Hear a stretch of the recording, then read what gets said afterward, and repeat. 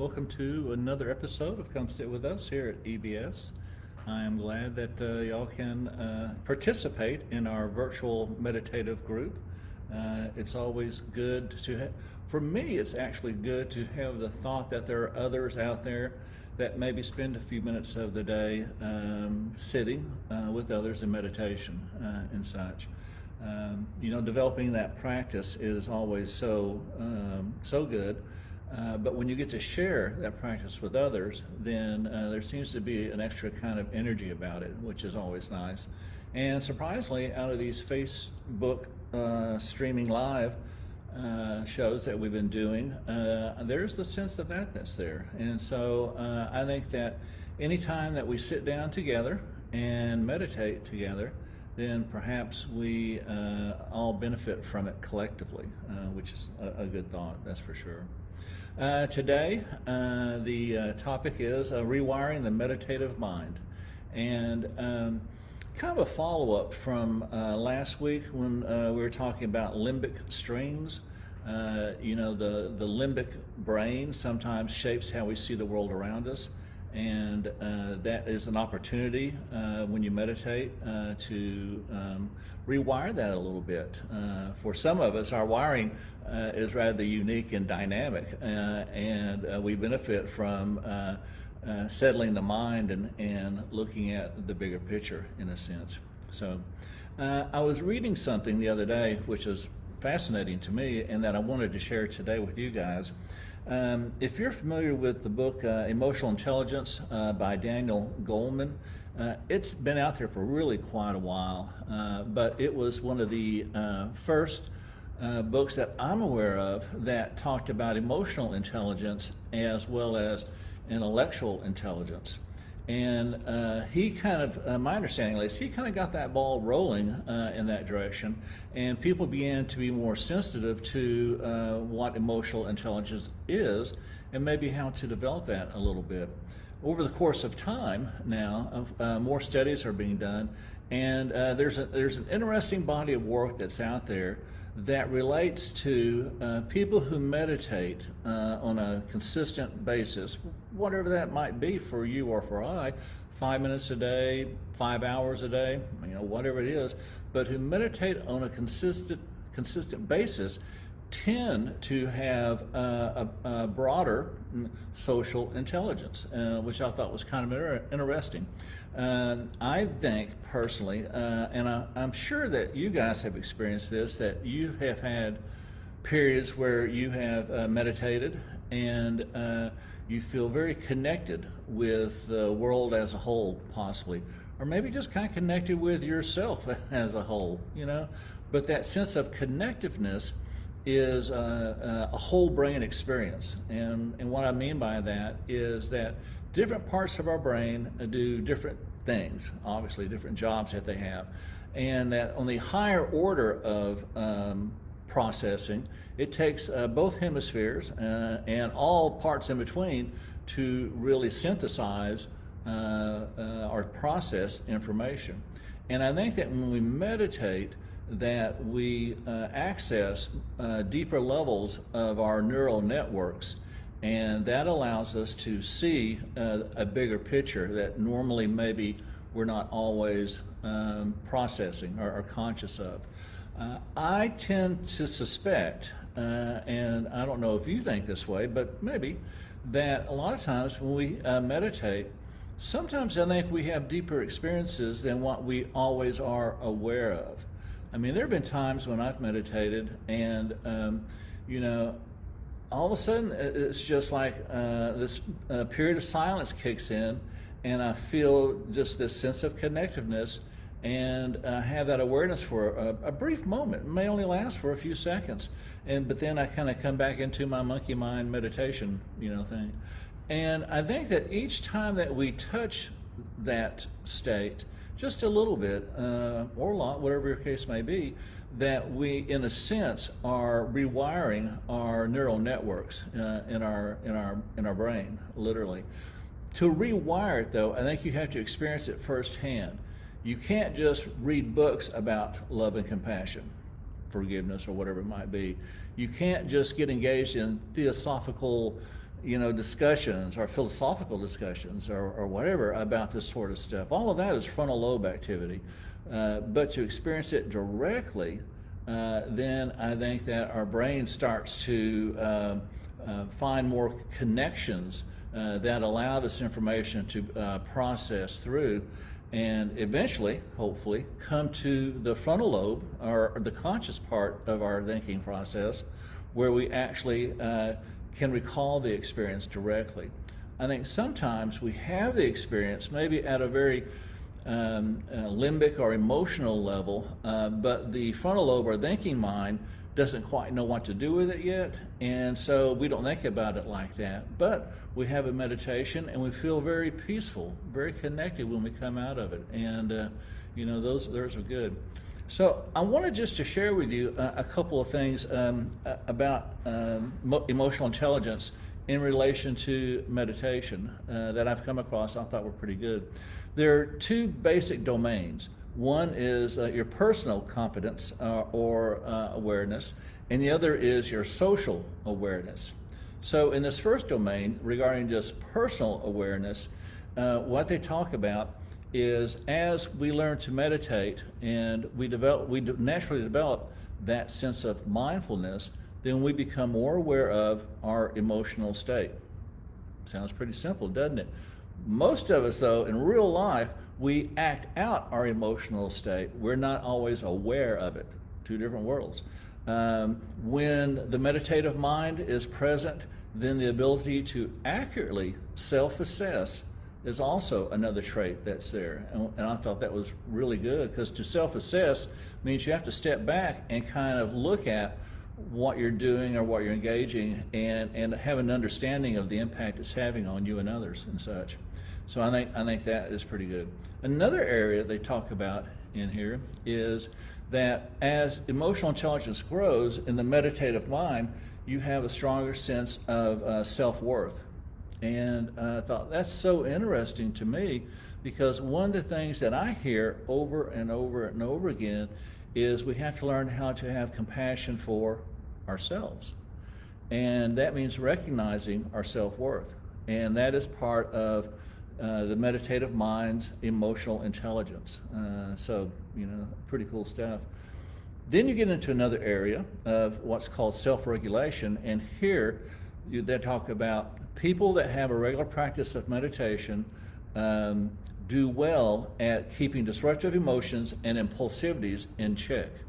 Meaning that we may have these tendencies, these emotional feelings may come up, but we don't give them free rein. We recognize them, shake their hand, and then let them out the front door, or whatever analogy you want to use. And I think that is, I know that when I meditate consistently, I find it I'm much more effective at managing that emotional stuff that I carry around.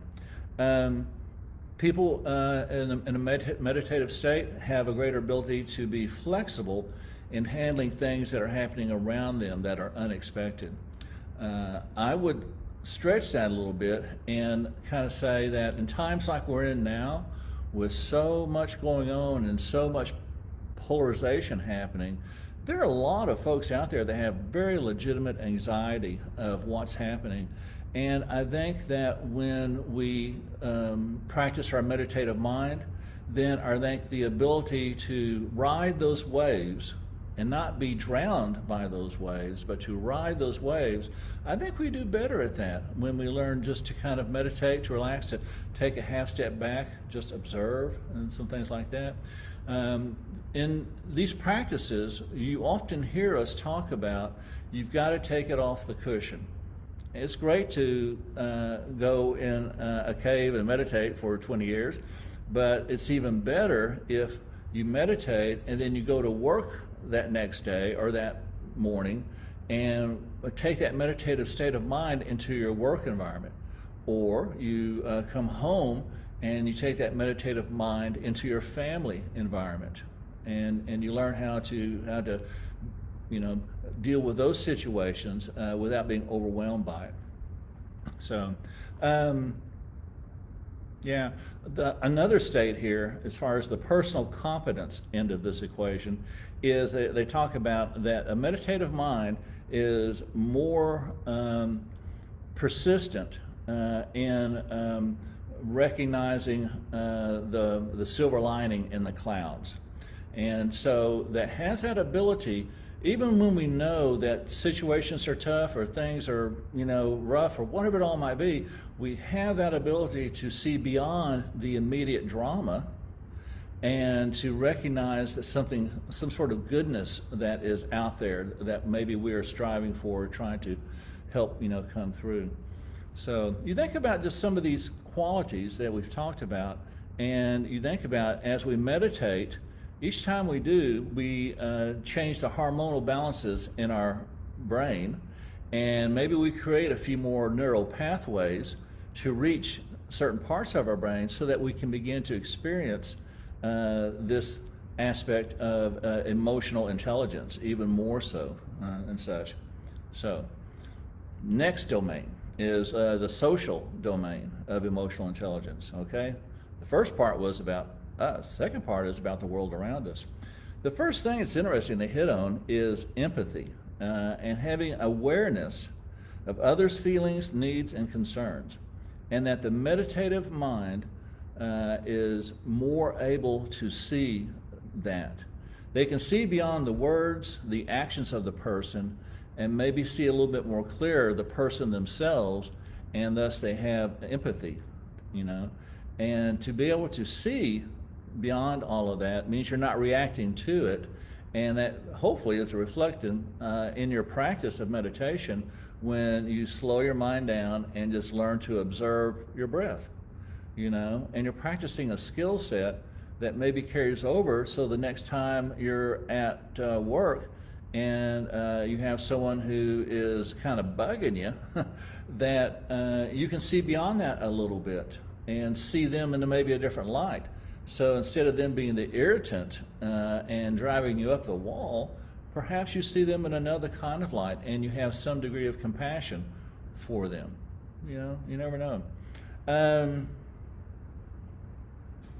Yeah. The other thing in here that they talk about, which is interesting, is the ability to maneuver or manage interpersonal conflicts. And I think that the thing here is that people that meditate they're all of us. I mean, we have all these normal lives, we have normal relationships. No one is perfect. Just because you meditate doesn't mean you're not going to get on the wrong side in an argument and become kind of, really emotionally frustrated or whatever. But hopefully, if you spend some time meditating, what maybe can happen is the next time you find yourself in a conflict, you're better able to see around the edges of that conflict a little bit and maybe become a bit more wiser, smart in how you navigate through that conflict. Okay, the thing here, I think, is that this kind of emotional intelligence is really key to understanding ourselves and understanding others when we don't agree. And in this day and age, right now, that's something I think a lot of us could use more of, along those lines. The next thing that they talk about here is the meditative mind when dealing with others. It's just the ability to understand, again, kind of where they're coming from and to understand maybe what they're trying to get to. A person, let's say, maybe my wife and I have a disagreement, and that if all I see is the disagreement, then my walls get really high really fast. But if what I can see is understanding why she feels that way and how this impacts her, then that maybe, if I'm smart about it, helps me to learn how to navigate that situation so that she doesn't feel threatened by what I'm wanting to do. And if you see a situation in that light, I'll bet you the outcome is going to be so much different than it is someone who's just trying to defend their own point of view and such. So, long story short, there are many things that are it's kind of listed here. Just copy this all. In regards to some of the changes that people report or see in themselves once they start a meditative practice. So I think that, I heard something last night from some folks that I thought was great, in that we are not monks, meaning that we don't live in caves, we don't live in the monastery protected by great walls, and there's only peace, and we just sit and meditate, and that's all it is. We live regular lives in a regular world, and our challenge is how to integrate that world with our meditative mind. And I think that anytime that we sit down and we collect ourselves and we breathe out for a second and relax, then possibly we bring something helpful to the table. There's a part of us maybe that can be, I hate saying it like this, but I don't know any other way to say it. There's a part of us that maybe can be that little ray of hope in a situation that might look completely dark to everyone else. And maybe when we meditate and ground ourselves in our practice and carry it off the cushion into our world, then perhaps we are that change agent. We are that person that can help facilitate a good thing happening. So today's meditation is, we're going to kind of contemplate that, or experience that, or talk about that, or feel that for a second. So, all right, guys, let's go ahead and get in a comfortable position. If you are in a chair, then feet flat on the floor, typically, hands in your lap or either on your knees. If you're sitting on a cushion, just make yourself comfortable. And we want to have a pretty firm foundation, and we want to have a straight back. We want to sit as though we are alert and paying attention and doing that. Don't have to force yourself. You don't have to, do that, because that just adds tension to the whole thing. So let's just find a good posture that feels relaxing to us for a second. And let's bring our awareness back to our bodies. Let's just feel them for a second. Let's just take a couple of good deep breaths and relax.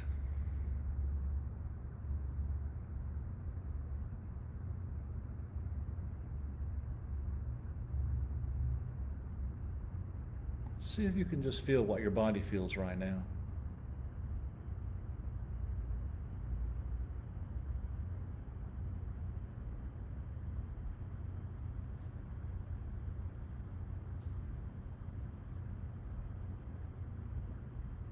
Now let's do a simple body scan. We'll just kind of work our awareness up through our body. And today, imagine as though your body was a tree, in a sense, and that you have a firm foundation in your hips and pelvis area, and that, in a sense, is your root system. And imagine those roots stretching down, far down into the earth. That's where you get your nourishment from. Kind of see that if you can. See what that feels like just for a second.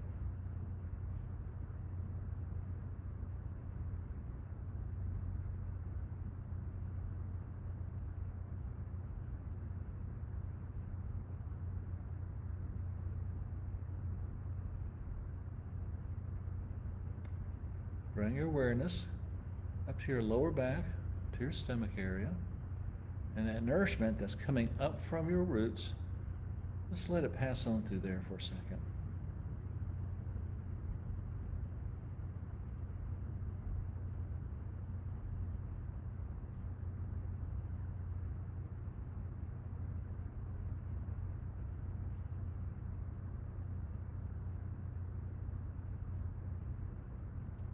And bring your awareness up through the trunk of that tree, up into your chest area, maybe between your shoulder blades. And imagine that chest area is an open front. And with each breath we take, that door opens a little bit more.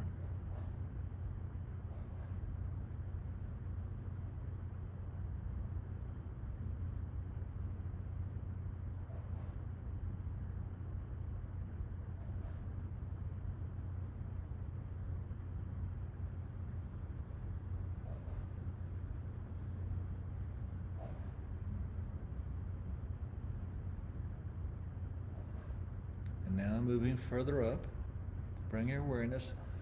But this time, let's bring our awareness up to our forehead. And let's feel the muscles in our forehead for a second. Let's just let them relax.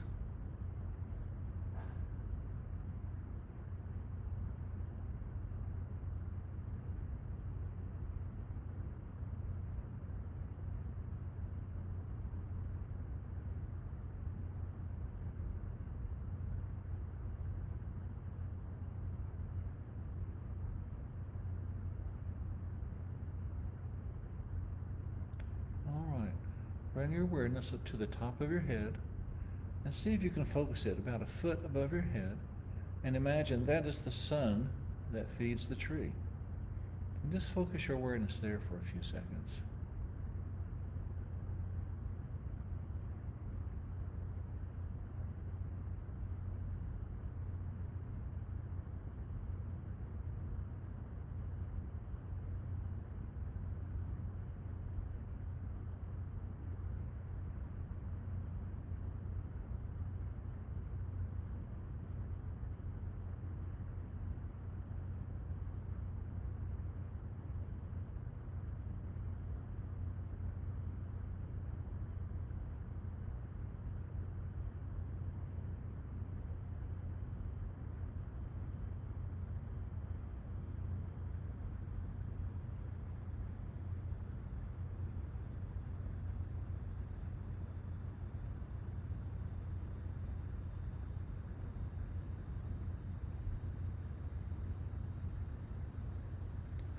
All right, let's use our imagination a little bit, and we'll do a guided meditation for a few minutes.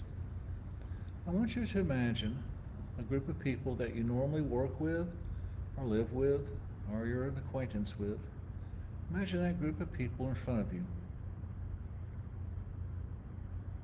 And then, with your meditative mind, ask yourself, or better yet, see what it is that you bring to the table for that group. As part of your meditative mind, what is it that you bring to the table for that group?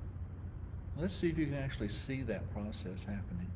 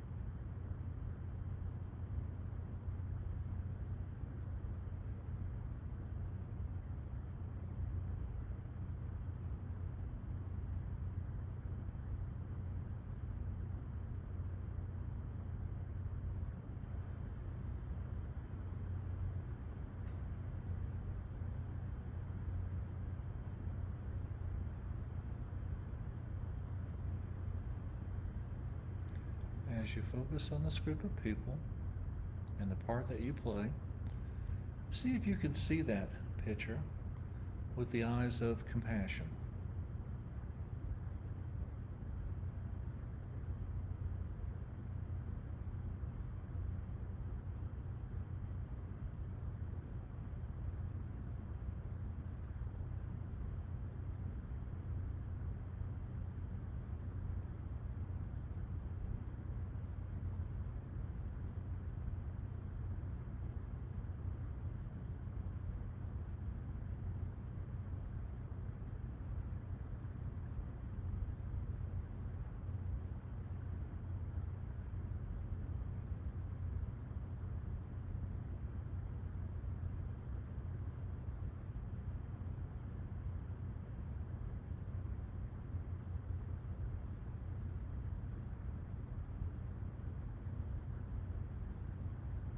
And now, with that thought of compassion, just stay focused on that virtue.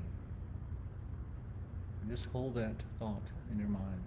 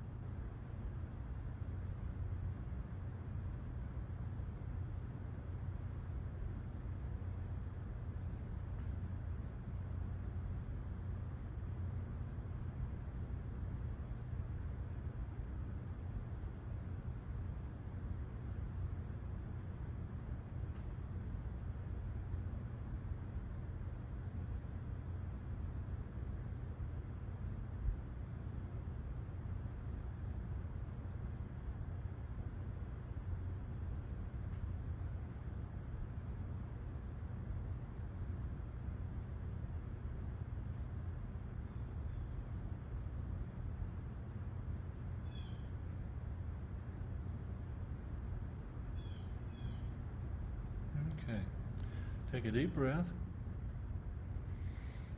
Breathe it all out. Open your eyes if they're closed.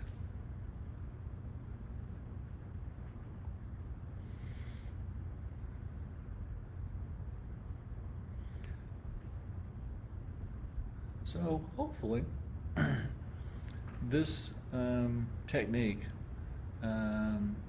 is kind of provide some food for thought, maybe some insight into what qualities that you have that are needed by the people that you are around.